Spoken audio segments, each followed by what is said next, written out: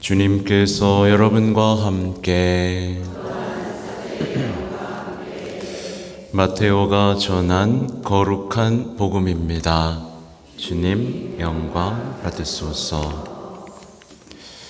그때 예수님께서는 여러 가지 비유로 수석사제들과 백성의 원로들에게 말씀하셨다. 하늘나라는 자기 아들의 혼인잔치를 베푼 어떤 임금에게 비길 수 있다. 그는 종들을 보내어 혼인잔치에 초대받은 이들을 불러오게 하였다. 그러나 그들은 오려고 하지 않았다. 그래서 다시 다른 종들을 보내며 이렇게 일렀다. 초대받은 이들에게 내가 잔치상을 이미 차렸소. 황소와 살진 짐승을 잡고 모든 준비를 마쳤으니 어서 혼인잔치에 오시오 하고 말하여라. 그러나 그들은 아랑곳하지 않고 어떤 자는 밭으로 가고 어떤 자는 장사하러 갔다. 그리고 나머지 사람들은 종들을 붙잡아 때리고 죽였다. 임금은 진노하였다. 그래서 군대를 보내어 그 살인자들을 없애고 그들의 고을을 불살라버렸다. 그러고 나서 종들에게 말하였다. 혼인잔치는 준비되었는데 초대받은 자들은 마땅하지 않구나. 그러니 고을 어기로 가서 아무나 만나는 대로 잔치에 불러오너라. 그래서 그 종들은 거리에 나가 악한 사람, 선한 사람 할 것 없이 만나는 대로 데려왔다. 잔치방은 손님들로 가득 찼다. 임금이 손님들을 둘러보려고 들어왔다가 혼인 예복을 입지 않은 사람 하나를 보고 친구여, 그대는 혼인 예복도 갖추지 않고 어떻게 여기 들어왔나? 하고 물으니 그는 아무 말도 하지 못하였다. 그러자 임금이 하인들에게 말하였다. 이자의 손과 발을 묶어서 바깥 어둠 속으로 내던져 버려라. 거기에서 울며 이를 갈 것이다. 사실 부르심을 받은 이들은 많지만 선택된 이들은 적다. 주님의 말씀입니다.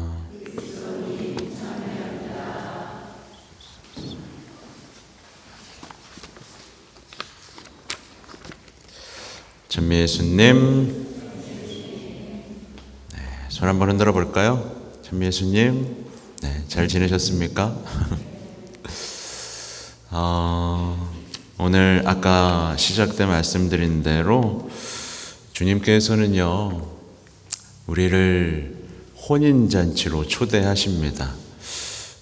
이거를 미사회로 비유할 수도 있겠죠, 그죠? 여러분 다 미사로 초대하셨죠? 그리고 이제 최고의 것, 여러분과 하나가 되기 위해서 이제 성체성사로 여러분에게 다가가시죠. 주님은요, 우리 모두가 어떤 사랑, 친교를 나누면서 행복한 삶을 살기를 원하십니다. 강론하기에 앞서서 글 하나를 좀 읽어드리고 시작하는 게 좋을 것 같아요. 오늘 아빌라의 성녀 대데레사 축일인 거 아세요? 네, 데레사 있나요? 대데레사. 저기 있네. 하나. 네, 박수. 네. 여러분 대데레사 알죠? 다, 그죠? 한 번쯤 들어보셨죠? 그러면 혹시 완덕의 길 읽어보신 분? 네, 영혼의 성, 네, 자서전, 소품집. 네, 들어만 보고 알지를 못하네요. 그러면 소아데레사도 들어봤죠, 그죠? 소아데레사의 자서전 읽어보신 분? 네, 별로 없죠, 그죠? 안타깝네요. 정말 보석 같은 글인데 하나 읽어드리려고 갖고 왔습니다. 아기 예수의 데레사, 그러니까 예수님에게 사랑에 푹 빠졌던 성녀죠, 그죠? 완전히 푹 빠졌던 이 성녀가 서원식 할 때, 그러니까 나 이제 예수님 위해서 살게요 라고 하는 날 이제 품에 지니고 있었던 아름다운 글을 한번 읽어드릴 거예요. 이 글을 읽으면 우리가 성녀의 삶, 그리스도인의 삶하고 얼마나 떨어져 있는지가 느껴지실 거예요. 읽어드릴게요. 하느님이시며 저의 정배이신 예수님, 벌써 여기서 정배라고 하죠. 제가 받은 세례성사의 두 번째 옷을 영원히 잃지 않게 하시고 아무리 가벼운 죄라도 범하기 전에 저를 거두어 주소서. 저로 하여금 당신만을 찾고 만나게 하시며 피조물이 제게는 아무것도 아닌 것이 되고 저도 피조물들에게 아무것도 아닌 것이 되며 오직 예수님만이 저의 모든 것이 되어 주소서. 세상의 물건들이 제 마음을 조금도 어지럽히지 못하고 아무것도 제 평화를 어지럽히지 못하게 하소서. 예수님, 저는 당신께 평화를 그리고 사랑을 당신 아닌 다른 한계가 없는 사랑만을 이미 제 자신은 없어지고 오직 예수님 당신 자체인 사랑만을 구합니다. 예수님, 저로 하여금 당신을 위한 순교자로 마음이나 육신의 고통, 그보다도 차라리 두 가지 순교를 함께 당하여 죽게 하소서. 제 소원을 완전히 채울 은혜를 주시고 당신의 정배라면 어떠해야 한다는 것을 깨닫게 하소서. 제가 절대로 수녀원의 짐이 되지 않게 하시고 아무도 저로 인해 마음을 쓰지 않게 하시며 제가 조그만 모래알처럼 당신의 발 아래 밟히는 사람처럼 생각되게 하소서. 당신의 거룩한 뜻이 제 안에서 완전히 이루어지며 당신께서 제 앞으로 가시어 제게 준비하신 자리에 이르게 하소서. 예수님, 저로 하여금 많은 영혼이 구원받게 하시고 오늘 지옥에 떨어지는 영혼이 하나도 없고 연옥의 모든 영혼들은 구원을 받게 하소서. 예수님, 제가 하지 말아야 할 말을 한다면 용서해 주소서. 저는 다만 당신을 기쁘게 하고 위로하기만을 원합니다. 네. 아름답죠? 우리 모두가 초대된 영적인 어떤 사랑, 혼인의 부르심입니다. 이 부르심에 응답하기만 하면, 그래서 그 주님의 사랑과 만나기만 하면 우리는 인생이 바뀝니다. 제가 그래서 가끔 그 연애 얘기 하잖아요. 여러분 사랑할 때 기억나시죠? 네, 안 나나 보네. 사랑을 해본 적이 없어요?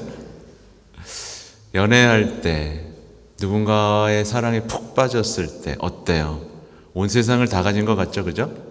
그 사람의 사랑해 라는 한마디에 모든 것이 괜찮아지고요, 그죠? 그 사람을 위해서라면 내 삶을 바꾸고 싶죠, 그죠? 그죠? 다 사랑을 안 해본 아무튼 오늘 복음에서는 혼인잔치를 우리의 혼인잔치를 베풀어 주고 싶어 하시는데 여기 나오는 사람들 보세요. 어때요? 가요, 안 가요? 안 가죠. 왜 안 가죠? 바쁘다는 이유로. 나 밭일해야 돼. 나 장사해야 돼. 그러면서 막 죽이기까지 합니다. 마찬가지로 그리스도인도 마찬가지예요. 이 초대장이 다 버려지고 있습니다. 자신이 원할 때만, 필요할 때만 주님을 찾는 사람들 정말 많고요. 그냥 기도도 안 하고요. 남는 시간에 귀찮은 마음으로 억지로 하기도 합니다. 그리고 여기 와서도 아무것도 기대하지 않고 오는 경우들도 있어요. 가끔씩 찾아오고 어쩌다 생각하긴 하지만 주님과의 사랑을 누리기보단 늘 무관심하고 때때로 모욕적인 생각들을 하는 경우들이 많죠.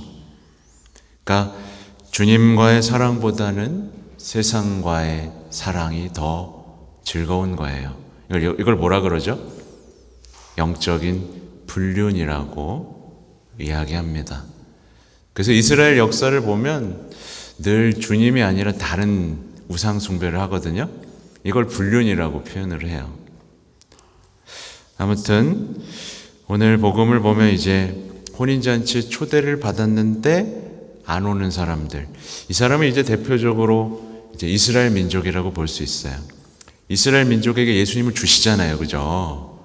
근데 받아들여요, 안 받아들여요? 안 받아들이죠. 네.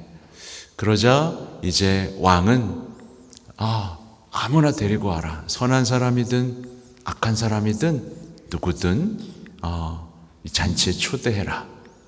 그래서 우리에게 기회가 온 겁니다. 그 사람이 죄를 지었던, 죄를 짓지 않던, 많이 배웠던, 배우지 못했던 주님 앞으로 초대를 받죠. 근데 좀 이상한 게 있어요. 초대했는데 이제 임금이 이렇게 둘러봅니다. 그죠? 둘러봤는데 혼인 예복을 입지 않은 사람이 발견되는 거예요. 여러분 혼인 예복 갖추고 왔나요? 안 갖추고 왔나요? 입었어요? 안 입었어요? 제일 예쁜 옷 입고 왔어요?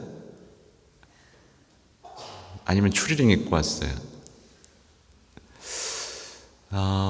물론 이 자리에 올 때는 항상 가장 아름다운 옷을 입고 와야 합니다. 왜냐하면 사랑하는 분과의 만남이니까. 그죠? 네. 근데 어쨌든 조금 더 깊이 묵상하면 이 혼인 예복은 좀 다른 걸 의미합니다. 당시에 이제 혼인잔치가 벌어지면 이 혼인잔치를 벌인 주인은 이제 가난한 사람들이 오면 그에게 망토를 선물했다고 해요. 그래서 거저 망토를 입혀주고 그가 혼인잔치에서 한껏 즐기고 먹고 마시고 즐길 수 있도록 이제 배려를 해주신 거죠. 마찬가지로 우리가 성전에 들어올 때 우리는 거저 입는 게 있습니다. 뭐냐면 예수님의 사랑, 자비, 은총을 거저 주십니다. 그리고 주 예수 그리스도를 입혀주시죠. 그죠? 예, 여러분 거저 용서 받았잖아요. 거저 은총 받았잖아요. 그죠? 그렇게 그걸 걸치고 이 자리에 와서 주님의 몸을 모시고 그리고 내 삶에 포도주가 넘쳐 흐르는 사랑에 취하고 기쁨에 취한 삶이 이어지도록 이 자리에서 한껏 취해서 세상을 향해 나가 그 사랑으로 여러분의 삶을 지속시키는 겁니다. 근데 많은 분들이 들어올 때 예수 그리스도를 걸치고 오나요? 안 걸치고 오나요? 그게 아니라 자신의 욕망을 입고 성전에 들어옵니다. 그러니 어떻게 되겠어요? 너 혼인 예복 안 입었는데 어떻게 되죠? 쫓겨나는 수준이 아니죠. 네, 이게 세상 끝날에 벌어질 일입니다.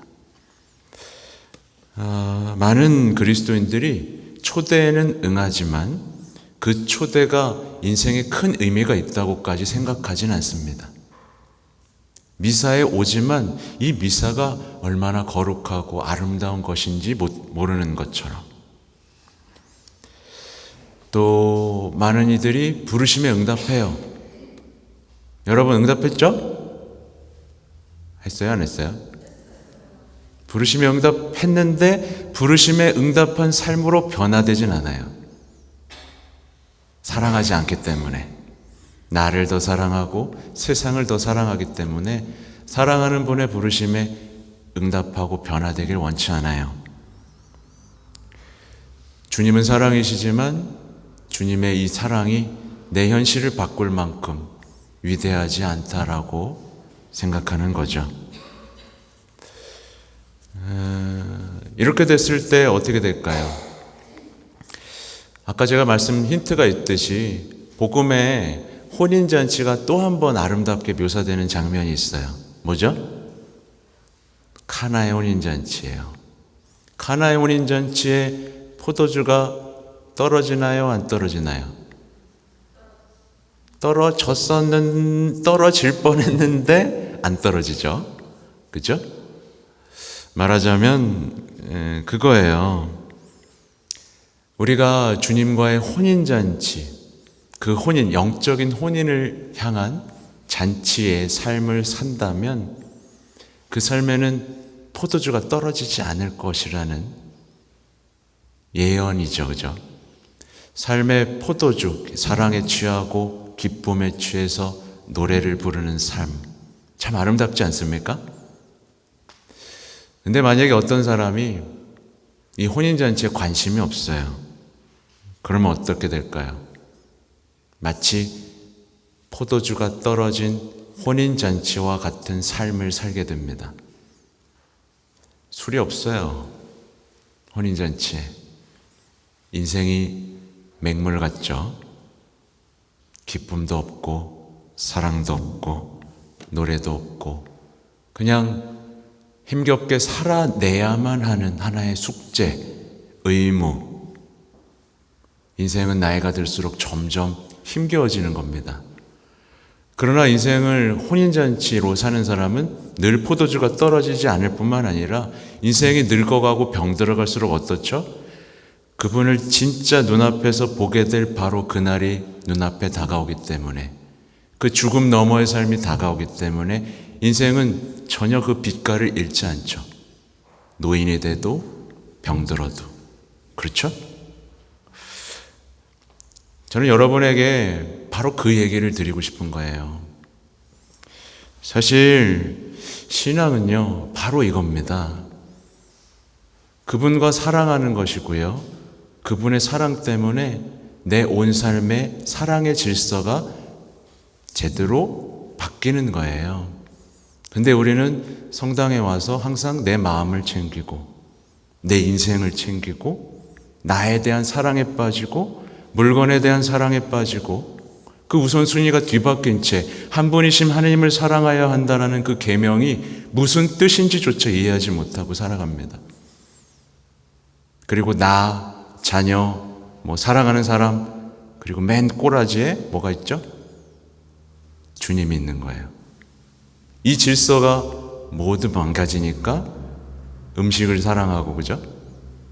반려동물을 사랑하고 인생이 완전 뒤죽박죽 되는 거예요. 이 사랑의 질서만 잡히면 우리 인생은 바뀝니다. 그래서 제가 오늘 아빌라에 데레사 성리의 글도 가져왔는데 왜 가져왔냐면 이분은 정말 주님과 혼인, 그 영적 혼인을 체험하신 분이기 때문에 그래요. 그래서 영혼의 성 7공방, 그분과 하나 되는 그걸 기록해놨기 때문이죠. 오늘 거기서 가져온 건 아니지만 이분이 쓴 사랑의 소품집 아가서를 해설한 작품 중에서 아주 중요한 부분이 있어서 이것만 읽어드리고 마치려고 해요. 아가서에는 내 안에 사랑을 정돈해 주셨네 라는 표현이 있습니다. 이걸 어떻게 해석하는지 보세요. 내 안에 사랑을 정돈해 주셨네 라고 말한 대로 영혼의 사랑은 질서가 잘 잡혀 세상에 대해 품었던 사랑이 사라져버리고 자신에 대한 사랑은 무관심으로 바뀝니다. 친척들에 대한 사랑은 하나님께서 그들을 사랑하시기 때문에 그도 그들을 사랑하는 식으로 바뀝니다. 이웃이나 원수에 대한 사랑은 체험하지 않고서는 믿어지지 않을 정도로 매우 강한 사랑을 지니게 됩니다. 그리고 하나님께 대해 품은 사랑은 한없이 커져서 어떤 때는 그 사랑이 영혼을 하도 몰아대서 비천한 인간 본성이 견딜 수 없게 됩니다. 그래서 영혼은 자기가 지쳐서 죽게 생긴 것을 보고는 꽃과 능금을 가지고 생기가 나도록 날 먹여주오. 이 몸은 사랑에 병들었다오 하고 말합니다. 이 아가서 내용이에요. 보고 싶어서 미치는 거예요. 하느님이 사랑 때문에 하느님이 그립고 보고 싶고 하느님을 보지 못하는 이 고통스러운 상황에 미치는 거예요. 이 질서가 하느님으로부터 배우자나 이렇게 잡히는 거예요. 그래서 이웃이나 원수도 왜 사랑하게 돼요? 그분이 그분을 사랑하시니까. 그분이 죄인들을 사랑하시니까 그 사랑에 동참할 수밖에 없는 거예요. 이 질서가 잡히는 거죠.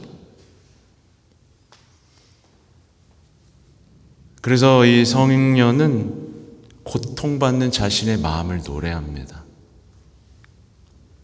그래서 여러분 그거 기억하셔야 돼요. 여러분 아까 제가 물어봤잖아요. 사랑해 본 적 있냐고. 사랑해 본 적 한 번쯤 있죠? 네. 실현당한 적 한 번쯤 있죠? 없어요? 다 없어. 실현당하면 죽을 것 같지 않아요? 죽을 것 같죠, 막. 근데 생각해 보세요. 그 사랑하고 비교가 안 되는 하느님을 못 봐요? 그럼 얼마나 죽을 것 같을까요? 과연. 그게 연옥의 고통입니다. 거기에 플러스 내 죗값을 치러야 된다는 거. 견딜 수 없는 고통인 거죠. 그래서 우리는 이 세상에서 천국, 그분의 얼굴을 마주하고 사랑을 누리는 그 삶을 여기서도 연습해야 되고 이곳에서 이룰 수 있는 거예요. 아무튼 제가 나중에 이 데데레사 성녀나 이제 소아데레사 성녀의 글도 사무실에 가져다 놓겠습니다. 마음 챙기고 뭐 심리학 뭐 이런 책 그만 보시고 그런 책 봐봐야 마음 건강 회복 못합니다. 인간의 마음은 주님을 만날 때까지 헤매게 되어 있어요. 나중에 한번 꼭 보시고 세상에 속지 마시고 그분과의 열렬한 사랑의 여정을 시작하시기 바랍니다. 아멘.